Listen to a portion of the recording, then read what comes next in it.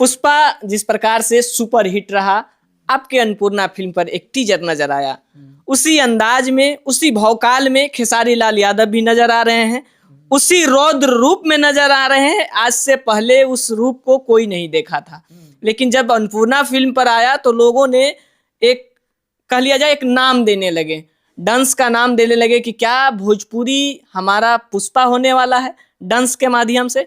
क्या कुछ कहेंगे श्रोता को? नहीं, डंस सिनेमा वो जो टीजर छोड़े थे वो ग्लोबल म्यूजिक पे रिलीज हुआ था, तो राजकुमार भैया ने बोला कि तुम भी डाल लो, अच्छी चीज़ें, अच्छी चीज़ों को प्रचार हम अपने को करना है। तो अच्छा चला, उन पे भी, हम पे भी, और बहुत सारे लोगों ने डाला और उस टीजर की सराहना भी बहुत ज़्यादा हुई। और मुझे लगता है कि साल 1.5 साल में खेसारी भैया की जो भी मूवी आई है सबसे खतरनाक एक्शन उसमें, और उसके हर एक कैरेक्टर अपने आप में हीरो है, क्योंकि बहुत अच्छा काम किए हैं उसमें। और उस मूवी को हमने देखा है बहुत देर तक, मतलब जब उसका डबिंग चल रहा था या एडिटिंग हो रहा था तो खेसारी भैया के साथ में थे, तो बहुत खतरनाक उसमें बॉडी वॉडी खेसारी भैया का बहुत अच्छा दिखा है। एक्शन फुल टू फुल है, लगता है कि हाँ मतलब हाई बजट की सिनेमा है, और जो जेन्युइन चीज़ें है उसको दिखाया गया, तो बहुत अच्छा मूवी है। अनुमान भोजपुरी फिल्में कभी भी रिकवर नहीं कर पाती है, यानी कि जो बजट लगता है उसे रिकवर नहीं कर पाते हैं। पुष्पा का जिक्र तो डंस के साथ हो रहा है कि भोजपुरी का पुष्पा आ रहा है, खेसारी लाल यादव बॉडी सोडी एकदम खूब दिख रहा है, एकदम फुल टू फाइट भी दिख रहा है, अलग रूप भी दिख रहा है, रौद्र रूप दिख रहा है, कभी बाल बड़ा कभी बाल छोटा, अलग अलग अंदाज में पेश भी किया गया है। क्या पुष्पा जैसा ही डंस होने वाला है? देखिए, पुष्पा से हम कंपेयर अपने भोजपुरी इंडस्ट्री की मूवी को नहीं कर पाएंगे। हाँ, ये भोजपुरी की पुष्पा हो सकती है, क्योंकि हमारी उनके जितने गाने के खर्च नहीं होते हैं उतने में हमारी भोजपुरी सिनेमा बन जाती है। और खामियां हमें बोलना चाहिए, जो हमें खामियां हैं, हमारी इंडस्ट्री की जो खामियां हैं, हमारी सिस्टम की जो कमियां हैं, उसको बोलना चाहिए। लेकिन हाँ, भोजपुरी में सबसे बेस्ट करेगा ये मुझे पता है, क्योंकि हमारे पास उतना साधन ही नहीं है कि हम पुष्पा जैसा बना पाए।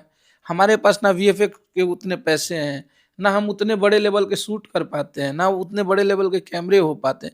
लेकिन जितना में भी एक हीरो क्या कर सकता है, खेसारी जी, मेरा मानना है कि खेसारी जी, जो पुष्पा की आप बात कर रहे हैं उसमें खेसारी भैया को पुष्पा वाला अल्लू अर्जुन का जगह दिया जाता तो उससे भी बेस्ट किए होते, क्योंकि ये सुपर एक्टर खेसारी लाल यादव से बड़ा एक्टर मुझे नहीं लगता है भोजपुरी में अभी के डेट में कोई है।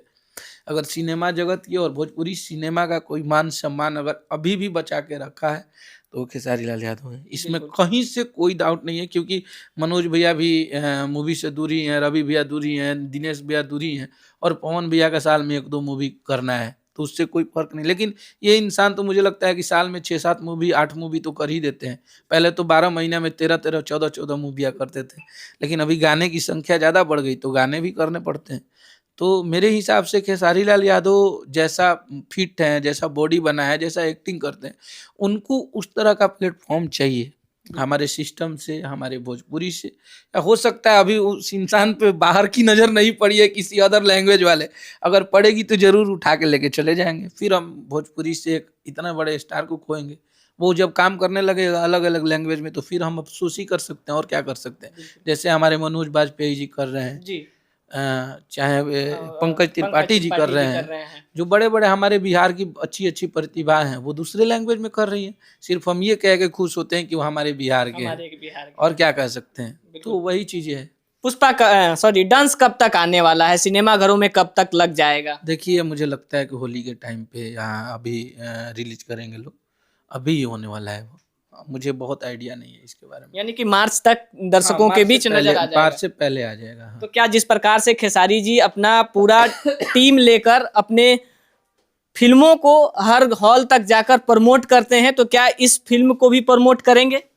उसमें अखिलेश कश्यप आगे नजर आएंगे कि नहीं, क्योंकि अखिलेश कश्यप का हमेशा नुकसान होता है। अरे देखिए, उससे क्या होता है कि नुकसान और फायदा क्या है। फायदा भी तो खेसारी जी से ही कमाते हैं, तो नुकसान से क्या होता है।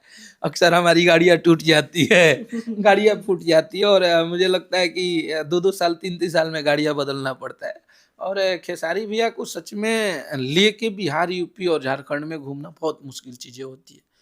तो मैं तो स्टेज शो में जाता हूँ, उनको पकड़ के लाना ले जाना वो हमारे लिए बहुत कठिन काम होता है। बिल्कुल। और सबकी बस की बात नहीं होती है। जब स्टेज पे खेसारी भैया गा रहे हैं और हम लोग खड़े होते हैं तो इतना डर लगता है। इतनी पब्लिक दूर दूर से, भाई इंसान के साथ कुछ भी चूक हो गया, अगर छूट ही गया उस भीड़ में, तो आप कहाँ गए पता ही नहीं चला। और पिछले बार तो हम नेपाल वाले जो बहुत बड़ा शो हुआ था उसमें छूट ही गए थे। हाँ, इनको निकालने के चक्कर में बांस वाले से टकरा के नीचे गिर गए और भैया निकल गए और हम छूट गए नेपाल में। ना मेरे पास फोन था ना कुछ भी था, लेकिन अब चेहरा इतना हाईलाइट था तो सब लोग बैठा के गाड़ी पे ला के फिर बिहार छोड़े। तो ऐसा होता है। और खेसारी भैया के साथ फायदा नुकसान का कोई बात नहीं है, अगर वो करेंगे तो हम लोग हाजिर है। बिल्कुल।